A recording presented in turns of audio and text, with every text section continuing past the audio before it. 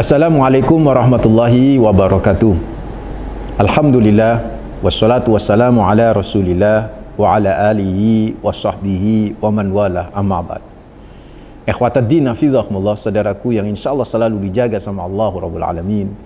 Alhamdulillah, pertama kita panjatkan rasa syukur kepada Allah dengan ucapan hamdalah alhamdulillahi rabbil alamin. Yang kedua, salam dan salawat terus kita persembahkan kepada manusia terbaik, teladan abadi bagi kita, Rasulullah Muhammad sallallahu alaihi wasallam, dengan ucapan Allahumma shalli ala sayyidina Muhammad wa ala ali sayyidina Muhammad. Semoga salam dan salawat kita kelak bisa menjadi syafaat bagi kita di akhirat nanti. Amin ya rabbal alamin. Saudaraku ikhwatuddin hafizahumullah, alhamdulillah akhirnya kita sampai juga di ujung Ramadan ini. Akhirnya kita diberi kemampuan sama Allah, diberi semangat, diberi keimanan untuk tetap semangat beribadah kepada Allah Rabbul Alamin. Tiba saatnya kita merenung, tiba saatnya kita bermuhasabah diri, tiba saatnya kita mengevaluasi diri, apakah puasa-puasa kita, ibadah-ibadah kita di dalam puasa Ramadan ini, qiyamul lail kita, qiyam kita, tarawih kita, tilawah kita, sedekah kita, zakat kita, itu ya diterima sama Allah Rabbul Alamin atau tidak. Tentu kita harus evaluasi diri, dan bahan evaluasi diri kita terkait dengan apakah Ramadan ini, tahun ini 1443 Hijriah ini benar-benar sudah maksimal, benar-benar sudah bagus, sehingga benar-benar nanti kita bisa banggakan kepada Allah ketika kita berhadapan dengan Allah Rabbul Alamin atau tidak. Ini tentu harus kita evaluasi. Dan bahan evaluasinya sudah disediain sebenarnya sama Allah Rabbul Alamin. Di mana itu Pak Ustadz? Saudaraku ikhwatuddin hafizahumullah, kita kan semua tahu ada ayat-ayat puasa yang luar biasa. Ayat-ayat puasa ini difokuskan oleh Allah hanya di dalam satu surat, yaitu surat Al-Baqarah, dan dalam satu klaster atau dibuat satu klaster sama Allah. Ayat-ayat puasa tidak dibuat berpencar kemana-mana. Jadi dalam satu klaster, dalam satu kelompok, yaitu berurutan di satu surat Al-Baqarah, yaitu 183, 184, 185, 186, 187. Yang luar biasa yang saya katakan tadi, di antara ayat-ayat puasa ini, saudaraku ikhwatuddin hafizahumullah, yang 5 ayat ini 183 sampai 187 surat Al-Baqarah, ada clue di situ, ada petunjuk bagi kita semua, dan itu datangnya dari Allah Rabbul Alamin, supaya itu bisa menjadi bahan evaluasi kita. Apakah benar nih kualitas ibadah kita sudah bagus? Apakah qiyamul lail kita sudah bagus? Apakah qiyam kita bisa diterima sama Allah Rabbul Alamin? Sedekah kita, ibadah-ibadah kita yang lain, tilawah kita, apa benar-benar nanti bisa diterima sama Allah Rabbul Alamin?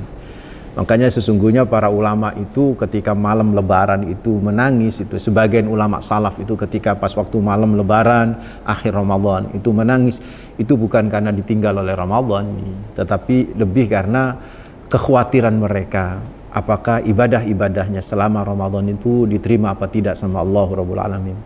Yang nanti akan kita jadikan tips bagi kita semua, gimana supaya umpamanya nih kita merasa ibadah-ibadah kita kok ya kurang maksimal ya, maka tips dari ulama-ulama salaf ini sambil menangis di malam hari itu menjelang takbiran dan lain sebagainya, atau pas waktu malam takbiran itu, saudaraku ikhwatuddin hafizahumullah, beliau-beliau ini ulama salaf ini benar-benar banyak berdoa. Dan apa doanya, dan itu tips yang nanti akan di akhir ini akan saya coba jelaskan.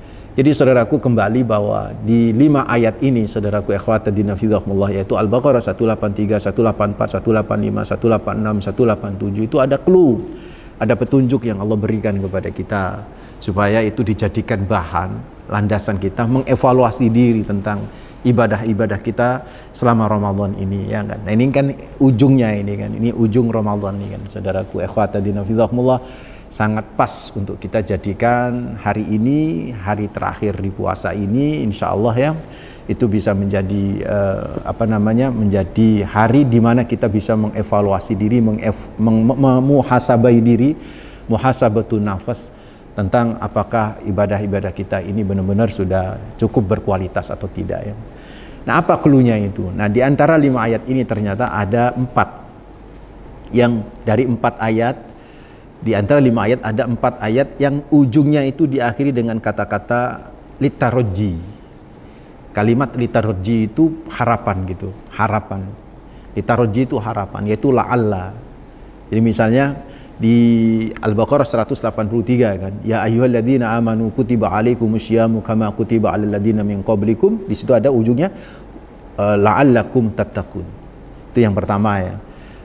Diharapkan dengan puasa Ramadan itu memiliki pribadi yang bertakwa. Nah, apakah sudah bertakwa atau tidak? Nah, ini kan jadi bahan diskusi kita, bahan evaluasi kita kan begitu. Terus di 184 enggak ada itu kalau Allah.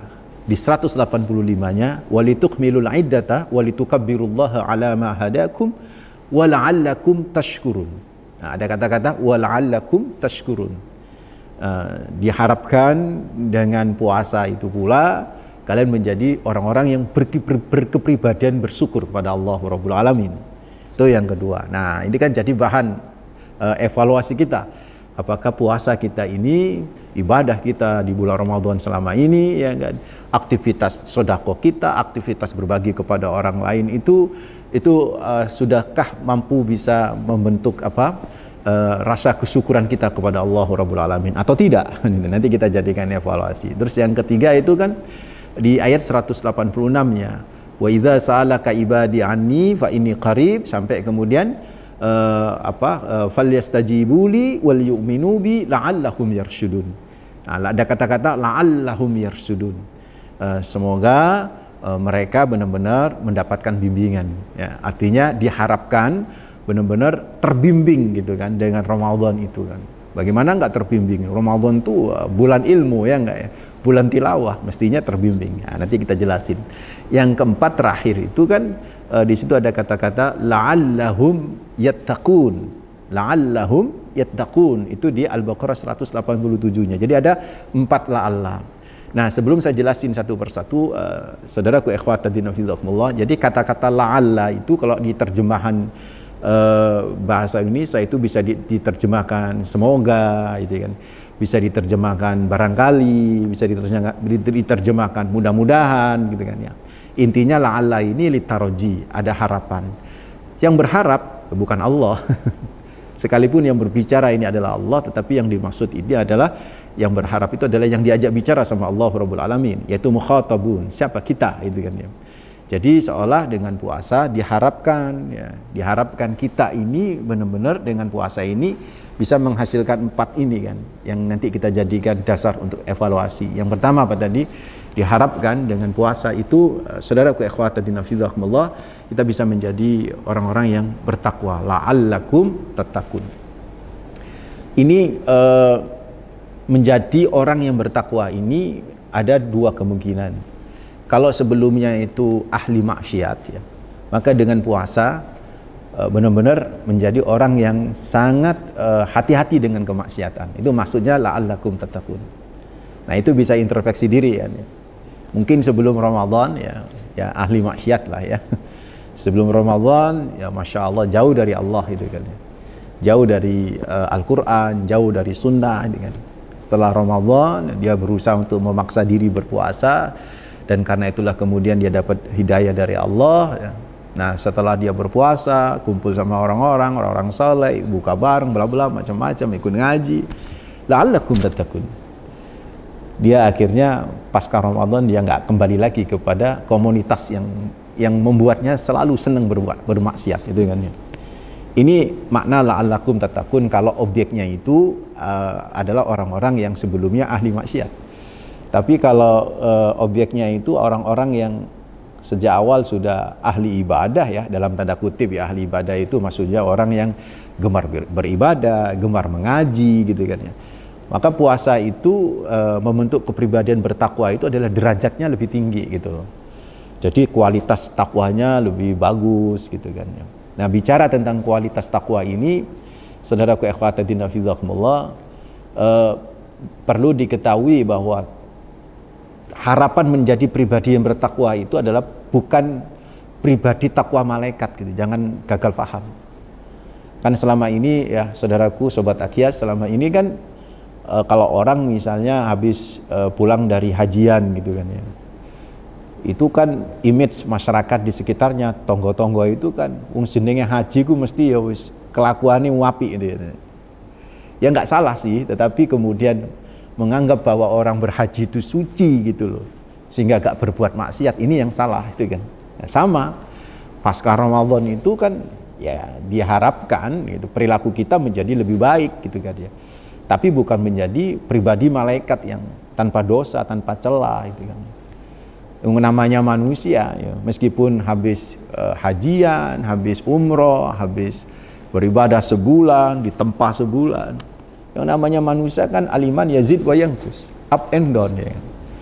Yang namanya manusia kan berinteraksi dengan yang lainnya itu kan. Nah, saat-saat tertentu ya mungkin turun kan, menurun. Nah, saat itulah kemudian berbuat maksiat itu kan. Jadi takwa yang dimaksud di sini bukan takwa malaikat, tapi takwa manusia gitu kan, yang berpotensi juga bisa turun, ya, bisa naik gitu loh. Jadi saudaraku ikhwatadina fidhakumullah, itulah hakikat takwa gitu kan. Jadi bisa turun, bisa naik. Jadi yang namanya takwa itu apa, Ustadz? Ya kembali di surat Ali Imran ayat 135 itu kan jelas banget ini. Dia Allah memberikan takwa itu model manusiawi, bukan takwa model malaikat. Nggak mungkin kita seperti malaikat yang stabil gitu kan, nggak mungkin. Ya, walladzina idza fa'alu fahishatan aw zalamu anfusahum zakarullah fastaghfaru lidzunubihim wa may yaghfiru dzunuba illa Allah wa lam yusyirru ala ma fa'alu wa hum ya'lamun. Itu kata Allah Rabbul Alamin. Ciri-ciri orang yang bertakwa ini 135 ya dari surat Ali Imran. Sebelumnya kan ada 134 tentang uiddat lil muttaqin ya kan. Dipersiapkan surga yang seluas langit dan bumi ini untuk orang yang bertakwa. Siapa orang yang bertakwa? Bla bla bla dijelasin sampai dengan ayat 135-nya. Orang yang bertakwa adalah walladzina idza fa'alu fahishatan aw zalamu anfusahum.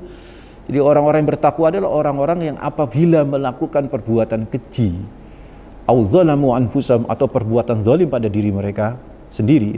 Doa itu artinya kan apa?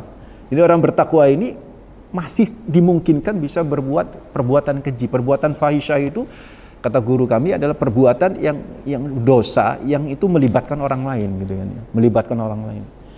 Sedangkan au zalamu anfusahum yaitu perbuatan dosa yang melibatkan dirinya sendiri, itu seperti gak mau sholat, seperti meninggalkan puasa, itu kan melibatkan diri sendiri gitu kan. Ada potensi kayak begitu orang bertakwa itu.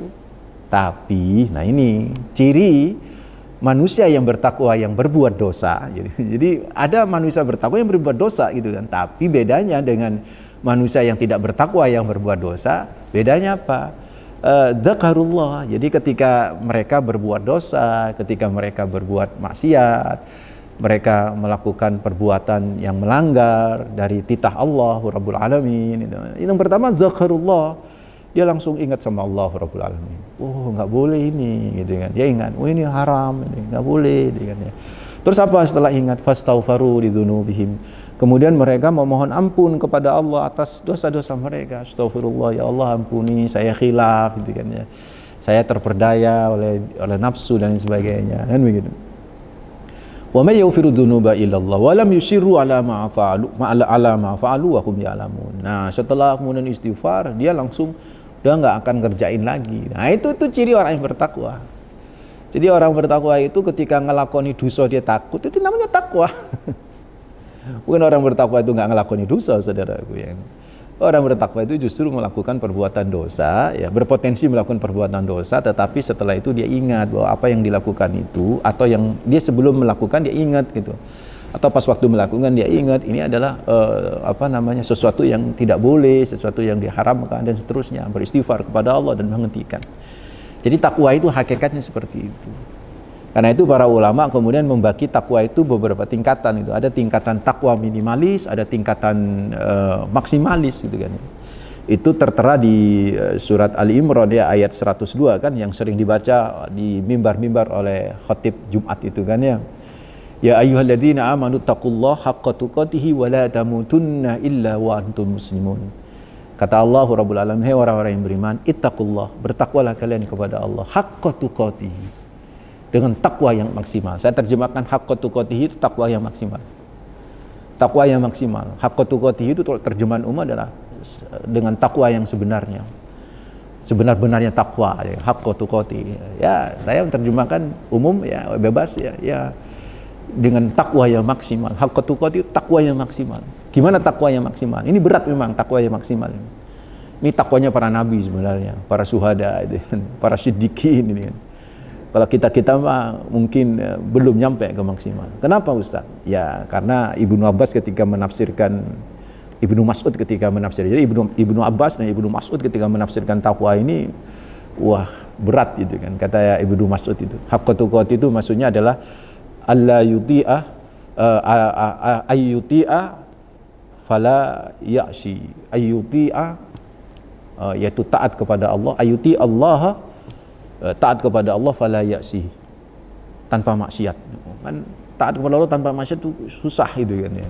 Taat kepada Allah tanpa maksiat. Ya mestinya memang kalau taat kepada Allah tanpa maksiat, tapi sama sekali tanpa maksiat juga berat gitu kan. Atau wa ayyadkara fala yansa, ingat sama Allah tanpa sedikit pun lupa. Jadi yang pertama taat kepada Allah tanpa sedikit pun maksiat. Ingat kepada Allah tanpa sedikit pun lupa, berat kan. Yang terakhir kata Ibnu Mas'ud itu wa ayyashkurallaha, yaitu bersyukur kepada Allah, fala yakfur, tanpa sedikit pun kufur nikmat. Berat gitu kan. Ini senada dengan Ibnu Mas'ud, ya Ibnu Abbas ketika menafsirkan haqqa tuqatih itu alla ya'siya tarfata ainin. Alla ya'siya tarfata ainin, yaitu tidak berbuat maksiat sekejap mata. Itu kan berat gitu kan. Sehingga ada ulama mengkategorikan haqqa tuqatih ini takwa maksimal. Ada takwa minimal. Takwa minimal itu kan ayat selanjutnya doa, wala tamutunna illa wa antum muslimun. Jangan sekali-kali mati kecuali dalam kondisi masih beriman kepada Allah Rabbul Alamin. Itu minimal itu kan ya. Jadi mungkin selama hidup berbuat maksiat, tetapi ketika di akhir hidupnya dia masih beriman kepada Allah, masih bersahadat kepada Allah, nah, masih dimungkinkan seperti itu ya. Nah, itu minimal itu kan ya. Itu minimal. Atau yang takwa minimal itu yang penting, yang wajib dikerjain, yang haram dijauhi, itu takwa minimal. Fattaqullaha mastata'tum dalam surat At-Taghabun ayat 16. Bertakwalah kepada Allah semampumu, itu kan. Maksudnya semampu itu yang ngelakoni yang wajib-wajib itu kan. Yang haram-haram dijauhi. Ya. Jadi itu takwa yang minimal itu kan. Jadi saudaraku ikhwatiddin fillah, nah mari kita coba la'allakum tatakun yang pertama ini, la'alla yang pertama ini kita jadikan ukuran gitu kan, standar. Apakah Ramadan ini menghasilkan ketakwaan yang kayak begitu tuh, yang minimal lah. Takwa yang minimalis, yaitu takwa yang cinta dengan amal soleh gitu kan. Jadi semakin senang ke masjid, semakin senang tilawah gitu kan ya. Semakin senang ngaji gitu kan, semakin senang kumpul sama ulama ya, sama guru gitu kan ya, semangat ngaji kajian gitu kan ya, semangat sodakonya luar biasa. Ya itu minimal ya, berarti puasanya tuh berhasil gitu kan. Puasanya berhasil itu saudaraku ikhwatiddin fillah. Insyaallah ibadahnya diterima sama Allah Rabbul Alamin ya. Jadi itu yang apa namanya ukuran pertama ya, takwa itu. Jadi di la'allakum tattaqun ini jadi ukuran kita gitu kan. Apakah kita semakin semangat beramal soleh dan semakin kendor lah bermaksiat misalnya gitu. Nah, kalau iya ya berarti itu insyaallah berarti ibadah-ibadah selama Ramadan itu diterima sama Allah Rabbul Alamin. Insyaallah seperti itu. Yang kedua apa? Walitukmilul iddata walitukabbirullaha ala ma hadakum wa la'allakum tashkurun. Ada kata-kata la'alla yang kedua, yaitu di ayat 185-nya ya. Yaitu semoga kalian menjadi orang yang bersyukur. Artinya diharapkan kita ini berharap dengan puasa Ramadan selama sebulan itu menjadi orang yang pribadi syukur kepada Allah. Jadi syukur itu apa sih? Syukur itu saudaraku ikhwatiddin fillah dari kata shin kafra syakara, yaitu banyak memberi dan sedikit menerima, itu namanya syukur ya kan. Banyak memberi dan sedikit menerima itu namanya apa? Syukur. Jadi orang kalau banyak-banyak memberi dan nggak banyak menerima, nggak banyak ngarep menerima itu kan, itu namanya orang yang bersyukur. Jadi kalau kebalikannya banyak berharap, banyak ingin dapat tapi sedikit memberi, itu namanya orang yang tidak bersyukur kepada Allah Rabbul Alamin. Jadi bersyukur itu seperti itu. Makanya Ramadan itu kan kita dididik untuk berbagi dengan orang lain gitu kan. Ramadan itu kita dididik untuk banyak-banyak bersedekah gitu kan. Nah, apakah pasca Ramadan itu sudah ada itu di penghujung Ramadan ini, apakah semangat itu, jadi ngelihat orang itu kalau ngasih orang itu kan mikirnya itu bukan wah sudah cukup segitu ya, kebanyakan itu. Nah, kalau mikirnya gitu nanti belum berhasil tuh pembentukan Ramadan terhadap pribadi bersyukurnya. Tapi kalau kita ngasih orang terus kita kepikirannya cukup ya saya kasih segitu ya, kok kayaknya kurang ya, malah ditambah lagi ngasihnya. Wah, itu berarti tempaan Ramadan untuk menjadi pribadi yang bersyukur itu sangat sungguh luar biasa. Itu sudah ngefek gitu ya. Itu ukurannya seperti itu ya, Ibu Bapak hafizahumullah. Ini coba kita ukur sendiri gitu kan. Nah, level-level syukur itu memang ada 3 seperti takwa tadi. Ada minimalis, ada medium, ada maksimal. Minimal itu bersyukur itu adalah ketika mendapatkan nikmat ini langsung bersyukur pada Allah. Itu minimal standar seorang mukmin begitu kan. Dapat nikmat langsung ngomong apa? Alhamdulillah. Ibu-ibu dikasih amplop sama suami dengan ya. Enggak takut piro iki Pak ya. Pancet ta, enggak takut ngono. Langsung belum dibuka itu sudah ngomong alhamdulillah, alhamdulillah. Setelah dibuka ternyata cuma selembar kertas ada tulisan I love you gitu. Ya, cuman gini, cuman I love you saja gitu kan. Kalau duitnya misalnya gitu. Nah, itu berarti kan kurang bersyukur. Jadi kalau mau bersyukur itu saudaraku ikhwatiddin fillah minimal kan ya, minimal dia muqabalah ya, sebanding antara dia dapat nikmat dengan ekspresi dia itu kan. Jadi dapat nikmat ini langsung alhamdulillah, dapat nikmat itu alhamdulillah, itu minimal gitu. Kalau medium itu ini pelajaran Ramadan ya. Kalau medium itu ibu bapak adalah bersyukur jauh sebelum merasakan nikmat. Ngerti nggak ya? Bersyukur jauh sebelum merasakan nikmat. Jadi kayak Ramadan itu kan sering kita begitu ya. Kita misalnya mau berbuka itu kan, di meja makan itu banyaklah makanan ya, beragam gitu kan. Ada gulai, ada soto misalnya. Kita itu enak ini enak. Alhamdulillah enak banget ini. Padahal kudu mangan itu. Saya bilang enak. Itu sebenarnya tempaan, itu pendidikan yang luar biasa. Kita kalau bisa bersyukur jauh sebelum merasakan nikmat itu, masya Allah, itu pribadi bersyukur yang luar biasa itu kan. Ya, itu kalau bisa, wah luar biasa. Yang lebih hebat lagi adalah excellent. Makanya excellent itu disebut dalam Al-Quran disebut syakur. Syakur itu beda dengan syakir. Jadi syakur itu biasanya dikorinkan disejajarkan dengan sobbarun syakur atau sobbarin syakur. Sobbar itu orang yang sangat bersabar. Syakur adalah orang yang sangat bersyukur. Excellent. Jadi orang yang syakur ini tidak hanya mensyukuri nikmat, tapi musibah pun disyukurin, saudara. Wes, ini keren ya, tapi susah ya. Musibah pun disyukuri. Ada seorang sahabat yang putranya meninggal dunia, itu malaikat ketika nyabut nyawa itu naik ke langit ditanya sama Allah, wallahu a'lam ya, Allah tahu. Pertanyaan itu bukan karena Allah tak tahu ya. Nanti supaya itu pelajaran untuk kita yang membaca hadis itu. Dari mana kamu? Ya, saya dari mencabut nyawa buah hati dari hambamu. Apa yang dia lakukan ketika buah hatinya dicabut ya? Samratul fuad itu kan ya. Jadi buah hatinya dicabut. Hamidakah ya. Dia memujimu ya Allah.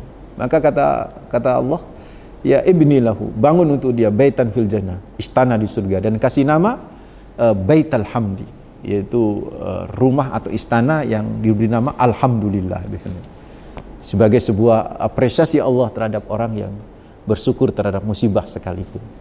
Ini memang syakur ya, excellent saudaraku. Kalau itu bisa kita lakukan ya luar biasa. Berarti Ramadan ini berhasil banget membuat kita menjadi alumni yang hebat dari bulan Ramadan ini, saudaraku. Itu ya, la'allakum tashkurun ini kan. Yang terakhir situ kan. Oh, kok yang terakhir itu yang kedua ya. Yang ketiga itu la'allahum falyastajibu li wal yu'minu bi la'allahum yarshudun. Apa la'allahum yarshudun?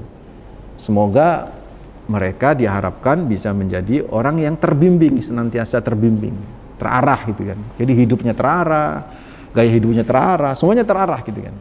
Nah, orang yang selalu dibimbing suatu saat akan menjadi pembimbing kan. Kayak orang di training gitu kan ya. Masa terus jadi peserta training, suatu saat naik dong kelasnya menjadi apa? Trainer gitu kan. Maka Ramadan ini diharapkan setelah kita dibimbing selama sebulan ini, maka kita menjadi pembimbing, menjadi dai-dai Allah.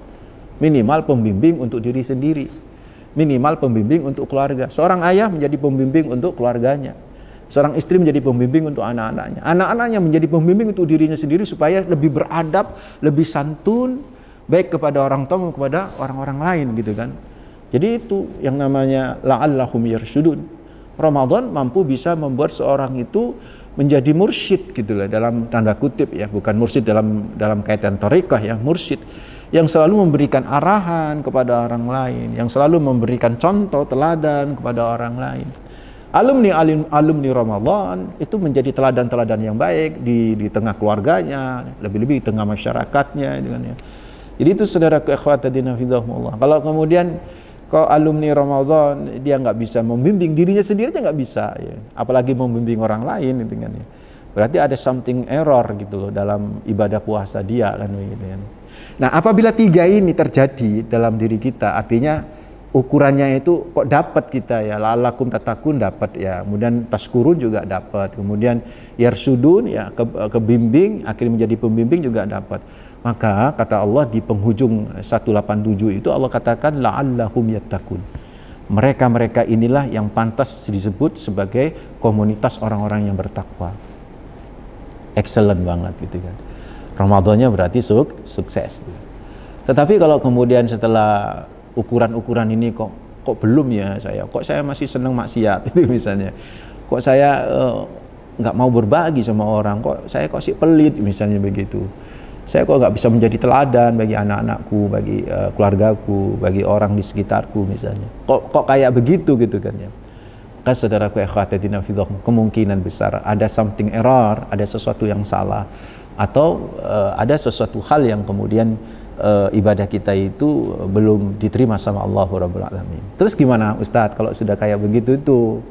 Nah, inilah yang tadi di awal saya sebut, Ibnu Rajab Al-Hambali itu meriwayatkan bahwa ba'dus salaf, sebagian ulama-ulama salaf itu sejak malam lebaran itu, beliau itu kalau ketemu kawan, ketemu teman, ketemu sanak famili, ketemu saudara, itu selalu saling berdoa gitu kan, dengan doa taqabbalallahu minna wa minkum.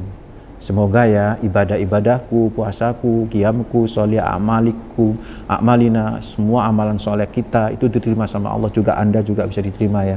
Itu begitu, yang lain juga bilang amin ya rabbal alamin. Ketemu juga dengan teman, taqabbalallahu minna wa minkum. Dan itu selama 6 bulan sampai di bulan Rabiul Awal, terus itu ketemu itu taqabbalallahu minna wa minkum.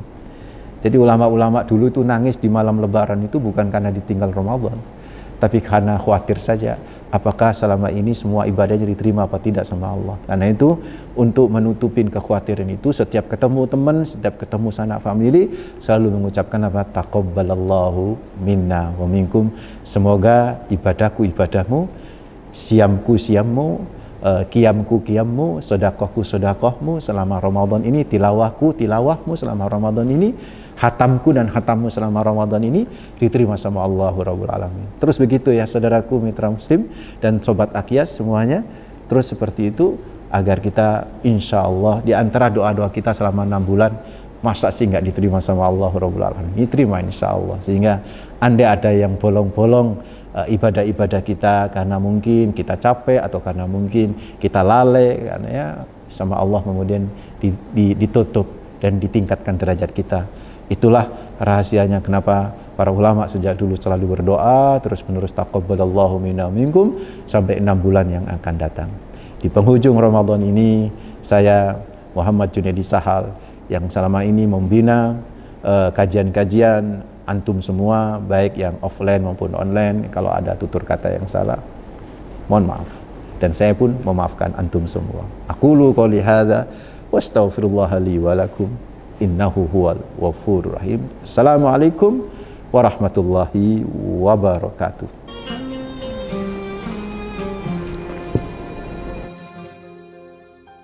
ظهر دين المؤيد بظهور ya Nabi Muhammad.